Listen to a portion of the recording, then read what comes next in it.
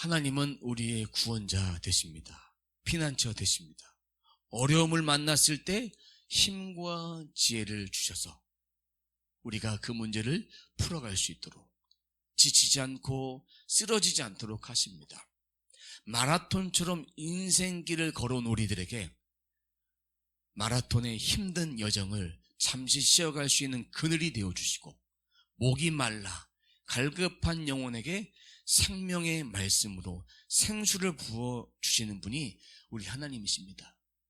어떠한 상황 속에서도 우리들의 열쇠가 되어주셔서 하나님께 구하라, 찾으라, 두드리라 말씀하셨던 하나님, 그 하나님께서 우리들에게 성령을 주신다고 말씀하셨습니다. 하나님의 인도, 영의 인도를 받는 인생은 하나님의 축복이 임하는 인생입니다. 축복이 임하는 인생이라고 주저없이 우리는 고백합니다. 다윗의 인생을 보면 하나님의 수없이 많은 도움이 있었습니다. 만약에 하나님의 도우심이 없었다면 다윗은 지금 현존하지 못했을 것입니다. 이미 사울에 붙잡혀서 죽었을 것입니다.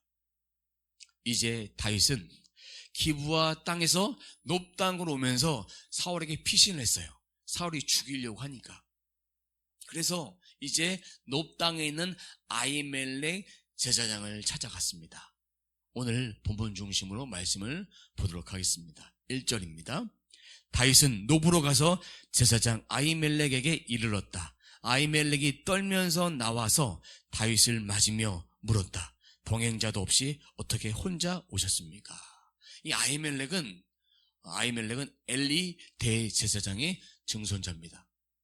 블레셋 공격으로 실로가 파괴됐어요. 그것에 성막이 있었는데 이 성막이 파괴된 다음에 제사장들이 이 놉 땅에 살고 있었습니다. 놉 땅에 성막을 유지하면서 살아가고 있었습니다. 근데 이 아히멜렉이 다윗을 보면서 떨었어요.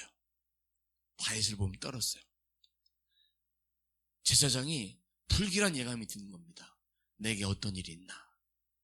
혼자 왔으니까, 다윗 혼자 왔으니까 무엇인가 왕의 명령을 가지고 와서 내가 어떤 일을 당하지 않을까, 이런 불길한 예감이 들었습니다. 근데 다윗은 올 때 병사들도 같이 오지 않고 무기도 가지고 있지 않다고 성경은 말하고 있습니다. 혼자 왔으니까 이 왕의 어떤 명령을 가지고 있었을까? 근데 이 아히멜렉은 이 사울 시대에 대제사장의 역할을 감당했던 사람입니다.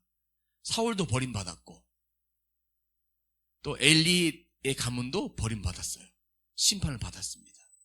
둘 다 두 모습을 바라보면서 하나님께 버림받은 인생, 나중에 결말은 하나님 함께하지 않은 그런 인생입니다. 2절입니다. 다윗이 제사장 아히멜렉에게 대답하였다. 나는 임금님의 명령을 띠고 길을 떠났습니다. 임금님이 나에게 임무를 맡기면서 부탁하시기를 나에게 맡기신 임무를 어느 누구에게도 알리지 말라고 하셨습니다. 그래서 부하들과 약속된 곳에서 만나기로 하였습니다. 그 명령을 가지고 왔다라고 하면서 아히멜렉을 안심시키고 있습니다. 이 아히멜렉은 사울과 다윗 간의 관계 19장, 20장 여러분 잘 아시죠? 19장, 20장에서 사울이 다윗을 죽이려고 했던 그 사실들, 그러면서 그런 이벤트들을 그는 아직 몰랐던 거예요. 사울의 존재가 두려워서 도와주지 않으려고 했을지도 몰라요. 그 이벤트를 알았다면. 사울 왕이 다윗을 죽이려고 했기 때문에. 그래서 이렇게 왕이 임무를 띠고 왔다고 말하면서 3절 말씀 보니까 있는 거 좀 달라고. 있는 게 뭐냐? 빵 5덩이라도 좀 주십시오. 그게 없으면 있는 것이라도 좀 제게 주십시오. 사울의 사위예요. 그리고 천부장이에요. 부대원도 없어요. 지금 도망자로서 절실한 마음으로 빵을 달라는 거예요. 제사장은 그렇게 이야기합니다. 4절입니다. 그러자 제사장이 다윗에게 말하였다. 지금 보통 빵은 내게 없고 있는 것은 거룩한 빵뿐입니다. 그 젊은이들이 여자만 가까이 하지 않았다면 줄 수가 있습니다. 보통 빵은 누구나 먹을 수 있는 빵입니다. 오늘 말씀해 보니까 보통 빵은 없고 거룩한 빵만 있다. 거룩한 빵은 진설병이다. 떡상에 12개를 올려놓은 그 거룩한 빵을 말합니다. 하나님 면전의 빵, 하나님께 드리는 빵을 말합니다.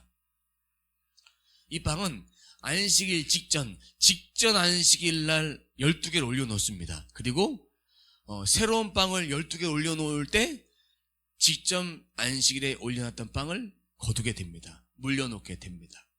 이 빵은 12개를 상징한 이유는 두 줄로 6개, 6개. 12개라는 것은 12지파를 상징하는 것입니다. 하나님 앞에 12개 빵을 진설하면서 사람의 육체에 받은 그 언약, 할례를 통해서 이스라엘 백성을 통해서 할례를 행하라고 말씀하셨죠. 그것이 영원한 언약이라는 걸 상징합니다. 그러면 이 빵은 누구를 상징할까요? 예수 그리스도를 상징합니다. 또 우리들에게 일용할 양식을 주셨던 것처럼 한 주간의 삶 가운데 하나님 말씀을 인도함 받고 또 새로운 말씀도 받고 거룩한 매일매일의 양식을 상징합니다. 이스라엘은 하나님과 영원한 언약을 맺었습니다. 이 떡을 통해서 내 생활, 노동의 열매 여호와께 드립니다. 우리가 주일을 성수하며 드리듯이 예수님 말씀을 먹을 때 우리가 오늘의 이로운 양식을 먹듯이 하나님 감사합니다. 그런 마음으로 이스라엘 백성들을 대신해서 아히멜렉이 12개의 빵을 드렸던 것입니다.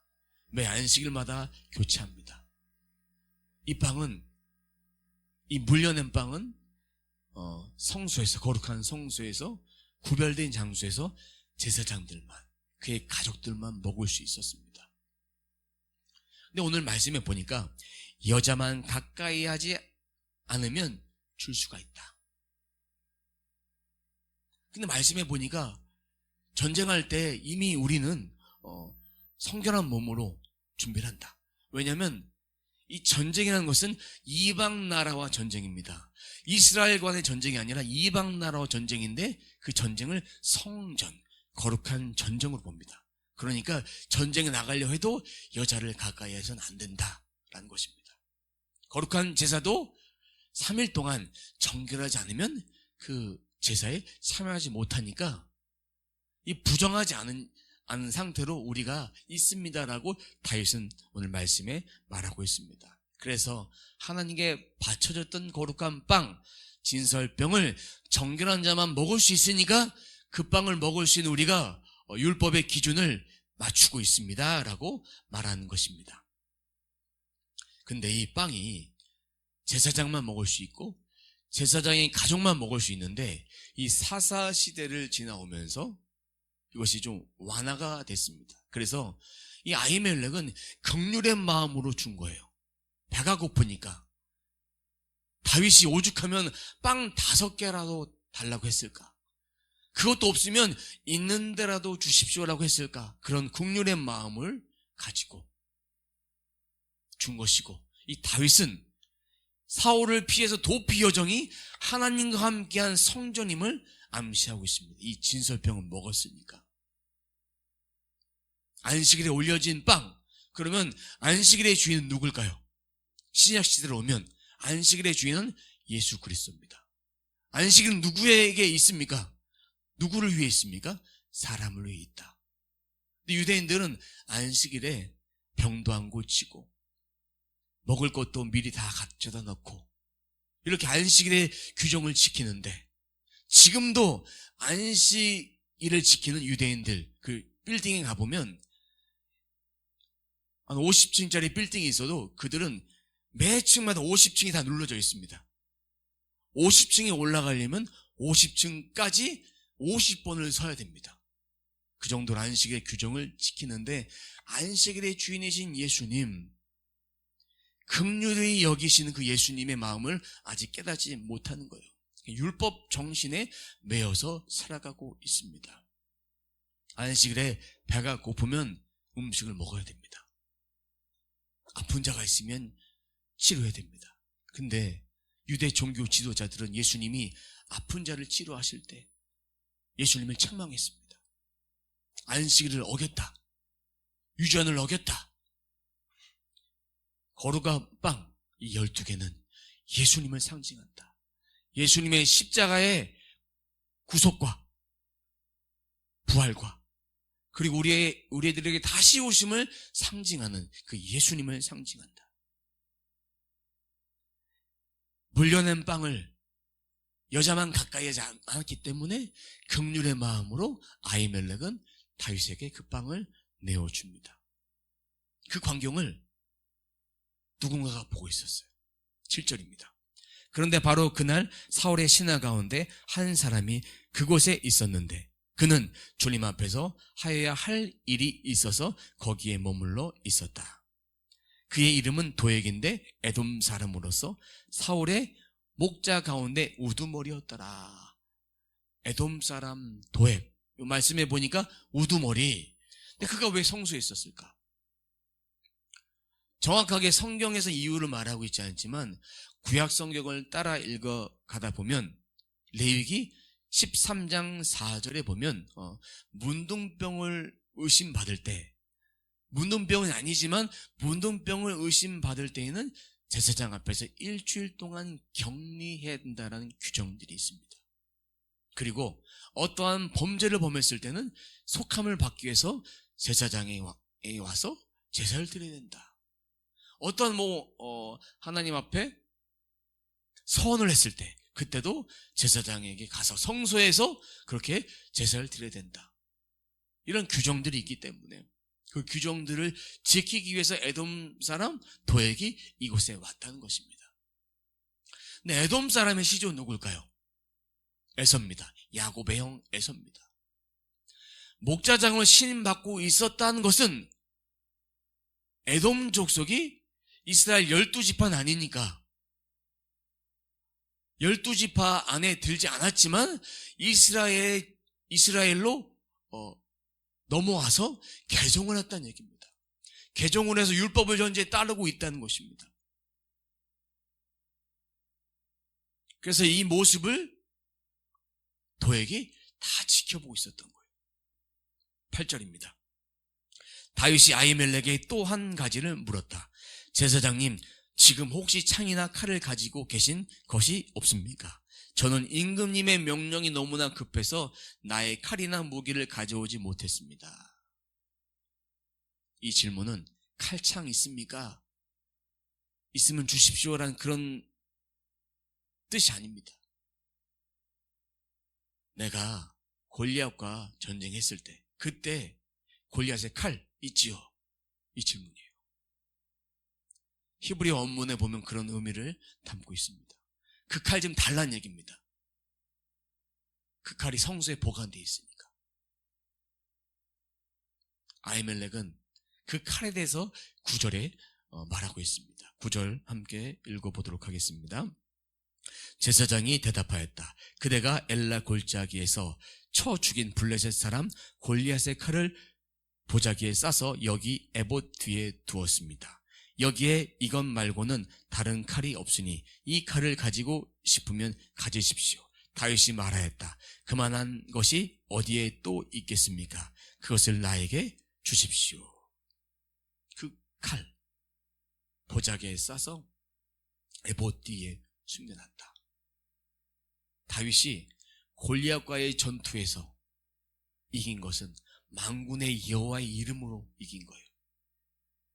나이가 되지 않아 전쟁에 나갈 수 없는 자였고 어렸지만 그 하나님의 이름을 갖고 나갔습니다. 할례받지 않은 이방인이 하나님의 이름을 모독하니까 그것에 하나님께서 분노함을 주셔서 그것을 가지고 자기가 막대기 하나, 물매 하나, 그리고 돌 5개 가지고 나가서 전쟁에 나가서 전투에 나가서 승리했던 것입니다. 하나님의 이름으로 승리하게 하셨습니다. 근데 그 이겼던 그때 이겼던 그 칼이, 전리품으로 받았던 그 칼이 성소에 있는데 에봇 뒤에 있다. 하나님의 임재가 있는 곳에 있다라는 것은 이제 앞으로 다윗에게 임할 하나님의 능력을 상징하고 있는 것입니다. 그러면 다윗 때에 어떤 일이 일어났냐? 여호수아가 하나님께 주신 그 가나안 땅을 정복해서 다 분배는 했지만 다 정복하지 못했습니다. 그러나 다윗 때 통일 왕국을 통해서 다 분배했지만 정복하지 못한 그 땅까지 다 정복한 역사가 일어났습니다. 하나님이 다윗을 쓰신 거예요. 하나님은 좌로나 우로나 치우치지 말고 하나님 말씀에 입각해서 하나님 말씀을 의지해서 전쟁에 나아가 승리해야 된다. 철병거가 있어도 내가 너에게 힘 줄 것이다. 분명 그렇게 말씀하셨습니다. 그 말씀을 붙잡고 그는 나아갔던 것입니다. 이제 그 칼을 가지고 어디로 갑니까? 블레셋 지역의 가드 왕에게 갑니다. 다윗의 명성, 이방 사람들이 모르지 않습니다. 그곳에 갑니다. 그곳에 용병으로 가볼까? 그곳에 용병으로 가서 내 삶을 좀 유지해 볼까? 그런 마음으로 갔던 것입니다. 11절 하반절에 보면 아기스의 신하들이 보고를 합니다. 한번 읽어보도록 하겠습니다. 사울은 수천 명을 죽이고 다윗은 수만 명을 죽였다. 이것은 이스라엘 나라뿐만 아니라 이방 나라에도 노래로 알려진 곡이에요. 이 얘기는 뭐냐? 사울보다 다윗이 뛰어나다, 이런 얘기잖아요. 근데 그 보고를 듣고 나서 다윗이 어떤 행동을 하는지 아십니까? 미친 척을 합니다. 미친 척을 해요. 13절 말씀, 개역개정 말씀으로 한번 보도록 하겠습니다. 그들 앞에서 그의 행동을 변하여 미친 체하고 대문짝에 그적거리며 침을 수염에 흘리매. 이 행동이란 말은요, 행동이란 말은 히브리어로 타암이라고 합니다. 타암 뭐냐면 맛, 미각, 지각, 판단력을 다 총칭하는 그런 말인데, 지금 현재 다윗은 먹어도 뭐가 맛있는지 모르고 판단력도 없고 미친 사람으로서, 그러니까 악한 영이 들어서 미친 사람이다, 이런 행동을 지금 하고 있는 것입니다. 근데 여기 보니까 행동을 변하여, 무슨 얘기냐? 사람이 맛이 갔다 했을 때 변하다라는 말을 히브리어에서 씁니다. 지각이 전혀 없다. 그러니까 행동이 변하다는 얘기는 미각도 상실했고 머리도 상실했고 어떤 사리 분별력도 없다. 제정신이 아닌 사람은 왜 나한테 오려고 하느냐? 왜 용병으로 받으려고 하느냐? 나는 받을 수 없다 라고 말하는 것입니다. 근데 여기 말씀해 보니까 미친 채 했다고 했어요. 이 얘기는 악한 영이 들었다는 것이 아니라 스스로 미친 거예요. 미친 척 연기를 하고 있는 것입니다.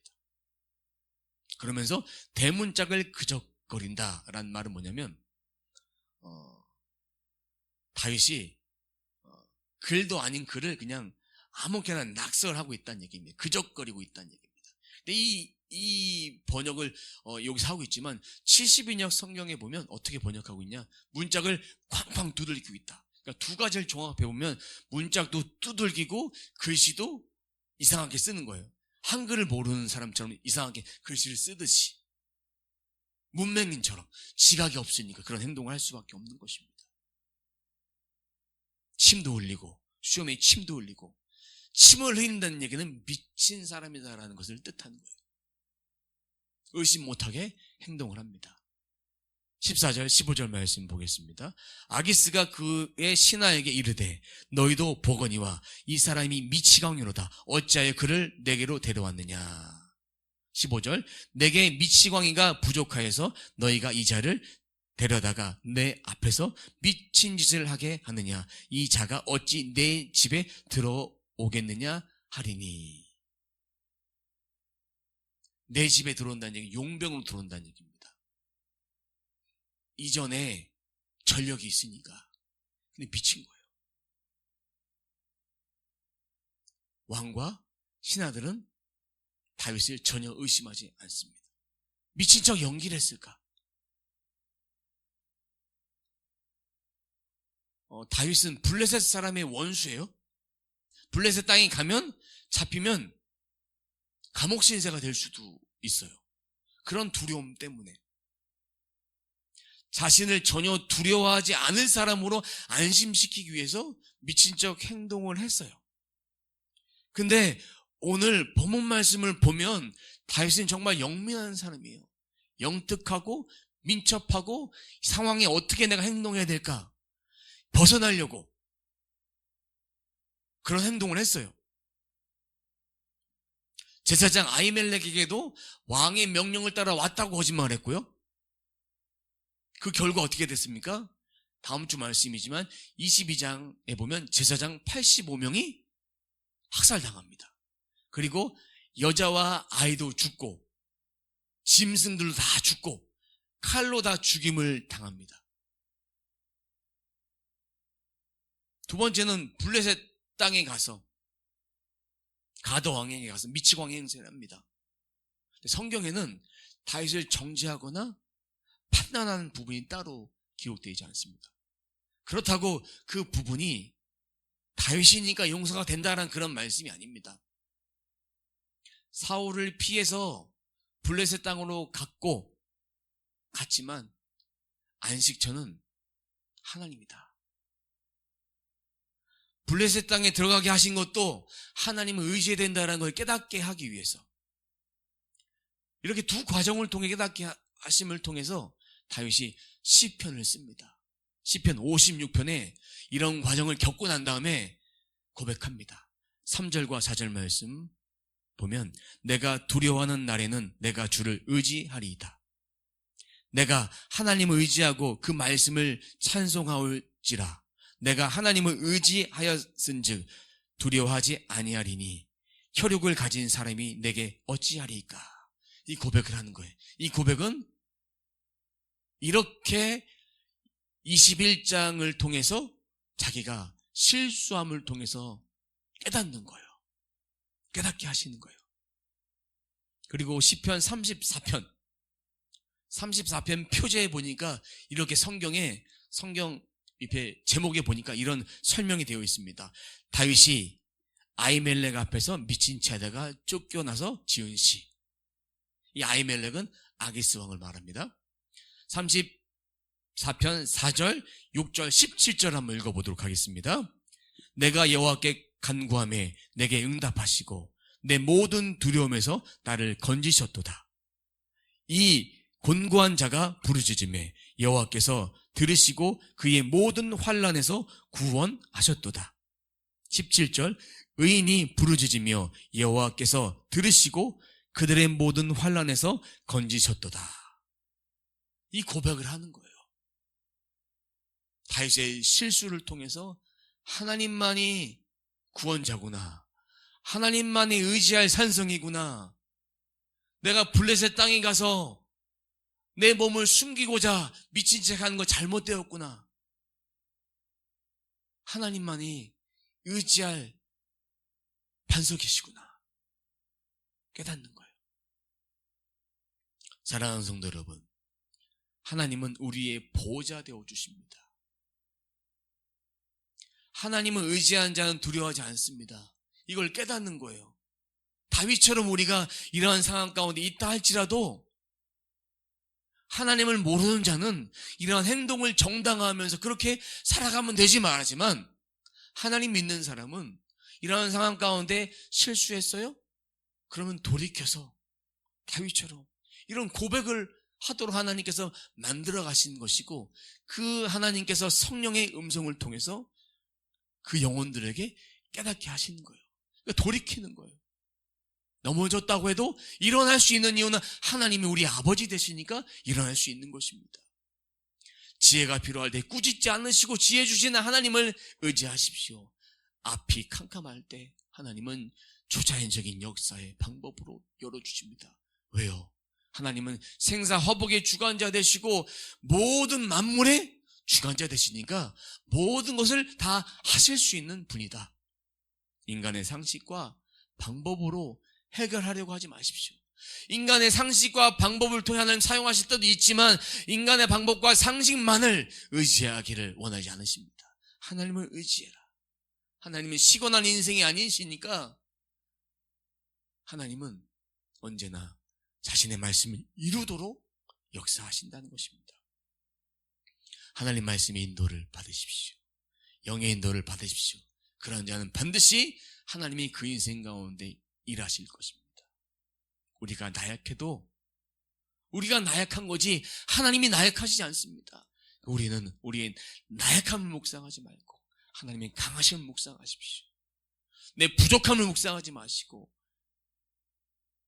내가 죄를 졌다고 그걸 묵상하지 마시고 하나님이 강함을 묵상하면 내 안에 하나님이 깨달음 주시고 돌이키고 변화되어서 새 사람으로 살아갈 수 있도록 우리를 그렇게 이끌어 가시고 바꿔 가신다는 것입니다. 우리 안에 주신 생각은 하나님 말씀을 통해 얻게 된 깨달음의 생각입니다.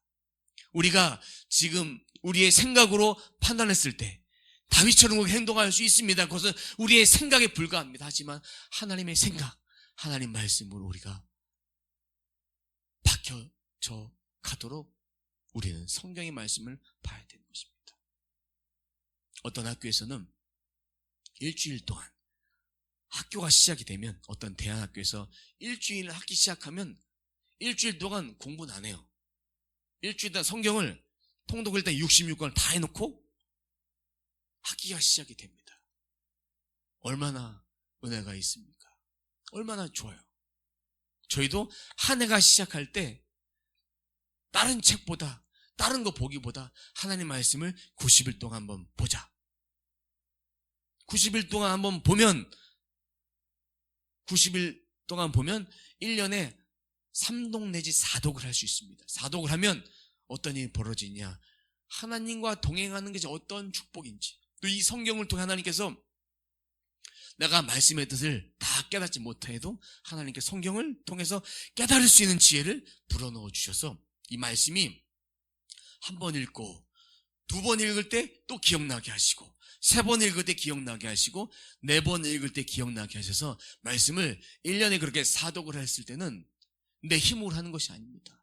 하나님께 도움을 주셔서 하는 것인데 하나님께서 우리들의 기도도 말씀을 통해서 선포함을 통해서 읽을 때 응답을 하신다. 초자연적인 응답이 일어난다. 하나님 그걸 주신다. 그걸 주시기 위한 목적은 하나님 말씀대로 살아가는 성도들에게 하나님 말씀은 살아있다. 이것을 보여주기 위해서 우리들의 삶 가운데 필요한 것들도 채워주시고 응답을 하시는 것입니다. 그것이 영의 인도함 받는 사람의 삶이에요. 입으로만 영의 인도함 받는다. 입으로만 말씀 읽는다. 이건 멈추시고 읽으십시오. 입술로 고백하면서 선포하면서 읽으십시오. 그때 하나님 말씀의 역사가 일어난다. 영이 깨어난다. 내 생명을 살 수 있는 이유는 육신을 위해서 무언가 하는 것보다 하나님 말씀을 통해 내 영을 깨우는 것이 내가 하나님의 자녀로 살아가는 가장 기본된 본질로 돌아간 일입니다. 바라기는 우리가 영의 인도함 받는 인생 되어서 하나님 말씀을 통해서 철저하게 하나님 말씀에 순종하는 우리 모두가 되시길 주님의 이름으로 축원합니다.